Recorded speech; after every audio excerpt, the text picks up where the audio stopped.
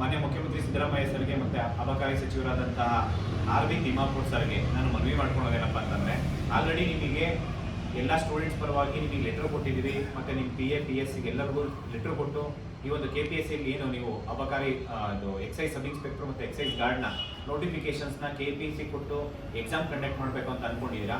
ಅದು ದಯಮಾಡಿ KPSC ಇಂದ KE ಕೊಡಬೇಕು. ಯಾಕೆ ಅಂತಂದರೆ KPSC ಪ್ರತಿಯೊಂದು ಹಂತದಲ್ಲೂ ಪ್ರತಿಯೊಂದು ನೋಟಿಫಿಕೇಶನ್ದಲ್ಲೂ ಕರಪ್ಷನ್ ಆಗಿದೆ ಮತ್ತು ಅವರು ಯಾವುದೋ ಒಂದು ಟ್ರಾನ್ಸ್ಪರೆನ್ಸಿ ಇಲ್ಲ, ಒಂದು ಅಕೌಂಟಬಿಲಿಟಿ ಇಲ್ಲ.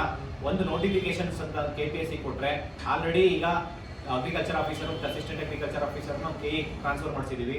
ಈವನ್ ಲ್ಯಾಂಡ್ ಸರ್ವೇರು ಕೂಡ ಅಷ್ಟೇ KPSC ಇಂದ KE ಟ್ರಾನ್ಸ್ಫರ್ ಮಾಡಿಸ್ತಾ ಇದೀವಿ.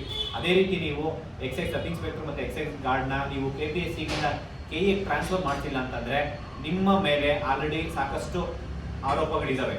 ಯಾಕೆಂದರೆ ಅಬಕಾರಿ ಇಲಾಖೆಯಲ್ಲಿ ಈ ಒಂದು excise sub inspector excise guard ಅಂದರೆ ಸಿಬ್ಬಂದಿ ಕೊರತೆ ಅಧಿಕಾರಿಗಳ ಕೊರತೆ ಇರೋದ್ರಿಂದ ನಿಮ್ಮ ಮೇಲೆ ಆರೋಪಗಳಿದ್ದಾವೆ. ನೀವು ರಾಜೀನಾಮೆಗೆ ಒತ್ತಾಯ ಮಾಡಿ ಹಲವಾರು ಸಂಘಟನೆಗಳಿರ್ಬೋದು, BJP ಇರ್ಬೋದು, ಸಾಕಷ್ಟು ಹೋರಾಟಗಳು ಮಾಡಿದ್ದಾವೆ. ನಿಮ್ಮ ಮೇಲೆ ಸಾಕಷ್ಟು ಅಪರಾಧಗಳಿದ್ದಾವೆ. ನೀವು ಇದನ್ನ ಏನಾದರೂ ನೀವು ವಿದ್ಯಾರ್ಥಿಗಳ ಶಾಪ ಮತ್ತು ವಿದ್ಯಾರ್ಥಿಗಳ ಒಂದ್ಸತಿ ಹೋರಾಟಕ್ಕೆ ರೋಡ್ ಬಂದ್ವಿ ಅಂತಂದರೆ ಪ್ರತಿಯೊಬ್ಬರ ಕೈಯಲ್ಲೂ ನಿಮ್ಮ ಫೋಟೋ ಇರುತ್ತೆ. ನಿಮ್ಮ ರಾಜೀನಾಮೆಗೆ ಒತ್ತಾಯ ಮಾಡಿ ನಾವು ಹೋರಾಟ ಮಾಡಬೇಕಾಗುತ್ತೆ.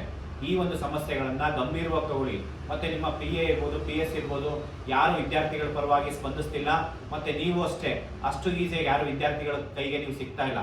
ಈ ವಿಡಿಯೋ ಮುಖಾಂತರ ನಾನು ಕೇಳ್ಕೊತಾ ಇದ್ದೀನಿ, ಈ ವಿಚಾರನ ನೀವು ಯಾರಿಗೂ ಸಿಗಲಿಲ್ಲ ಅಂದ್ರೂ ಪರವಾಗಿಲ್ಲ, ನೀವು ಎಲ್ಲೇ ಇರಿ, ನಿಮ್ಮ ರಾಜೀನಾಮೆಗೆ ಒತ್ತಾಯ ಮಾಡ್ತೀವಿ.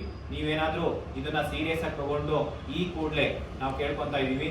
ನಿಮ್ಮ ಆಸ್ತಿ ಕೇಳ್ತಾ ಇಲ್ಲ ನಾವು, ನಿಮ್ಮ ಅಧಿಕಾರ ಕೇಳ್ತಾ ಇಲ್ಲ ಡೈರೆಕ್ಟ್ ಜಾಬ್ ಕೊಡಿ ಅಂತ ಕೇಳ್ತಾ ಇಲ್ಲ. ಒಂದು ಎಕ್ಸಾಮ್ಸ್ ಪ್ರಾಮಾಣಿಕವಾಗಿ ಎಕ್ಸಾಮ್ಸ್ ಕಂಡಕ್ಟ್ ಮಾಡಬೇಕು ಅಂತೇಳಿ ನಾವು KPSC ಇಂದ KE ಕೊಡಿ ಅಂತ ಕೇಳ್ತಾ ಇದ್ದೀವಿ ನೋಟಿಫಿಕೇಶನ್ಸ್ನ. ಇದನ್ನ ನೀವು ಈ ಕೂಡಲೇ ನೆಕ್ಸ್ಟ್ 15 ದಿನದೊಳಗಡೆ ನೀವೇನಾದರೂ ಸೀರಿಯಸ್ ಆಗಿ ತಗೊಂಡು KPSC ಇಂದ excise sub inspector excise guard ಏನಾದರೂ KE ಕೊಟ್ಟಿಲ್ಲ ಅಂತಂದರೆ ನಿಮ್ಮ ರಾಜೀನಾಮೆ ಕಟ್ಟಿಟ್ಟ ಬುತ್ತಿ. ನಾವು ಅನಿರ್ದಿಷ್ಟಾವಧಿ ಹೋರಾಟ ಮಾಡ್ತೀವಿ. ಯಾವುದೇ ಕಾರಣಕ್ಕೂ ನಿಮ್ಮ ಒಂದು ರಾಜೀನಾಮೆ ಕೊಡೋ ತನಕ ನಾವು ಹೋರಾಟ ಬಿಡಲ್ಲ.